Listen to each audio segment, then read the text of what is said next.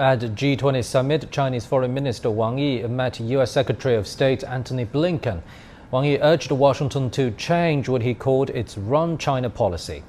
Wang Yi said relations in recent years had suffered an all-round impact due to Washington's policies. Wang Yi said the current U.S. Congress has introduced more than 300 anti-China bills. He also voiced opposition to Washington's attempt to suppress China on a global scale. For his part, Blinken said the U.S. will continue to follow the One China principle regarding Taiwan, and two sides should develop ties based on mutual respect. He said the U.S. is willing to maintain communication with China and avoid confrontation or crisis. Italian Prime Minister Mario Draghi has met Chinese Foreign Minister Wang Yi in Rome.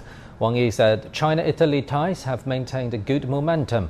The foreign minister said China stands ready to import more high-quality products from Italy. He hoped Italy will provide an open, fair and non-discriminatory business environment for Chinese enterprises. Draghi agreed that both sides should be open, respect and support each other.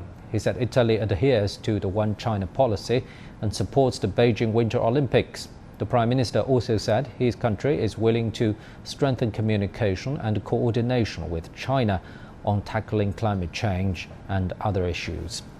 U.S. President Joe Biden has touted his participation at the G20 summit. He says there is an eagerness for American leadership to, quote, help bring the world together to solve major issues. Julia Son has more. Climate change, global vaccine distribution and equity, economic recovery, and supply chain hiccups. These are the issues President Biden focused on in Rome. His core message was basically, hey, America wants to solve problems with everyone. He wants to reassert America's leadership position on the world stage and tell other world leaders we are a friendly bunch. Let's take a listen to what Biden had to say.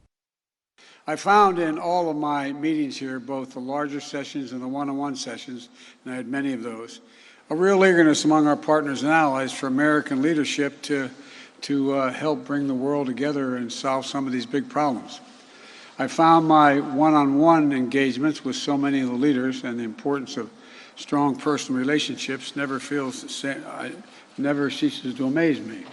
President Biden pointed to the global minimum tax as an example of countries working together. This expected global minimum applies to large multinationals defined as corporations with an annual revenue of 750 million euros or more.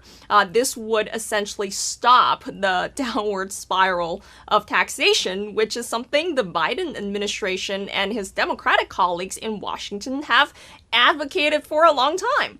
The next focus for Biden and some of these world leaders is climate change. Many of them are leaving Italy for Scotland to attend the climate summit. Biden said the world's first trade agreement based on how much carbon the countries emit is in the work with the EU.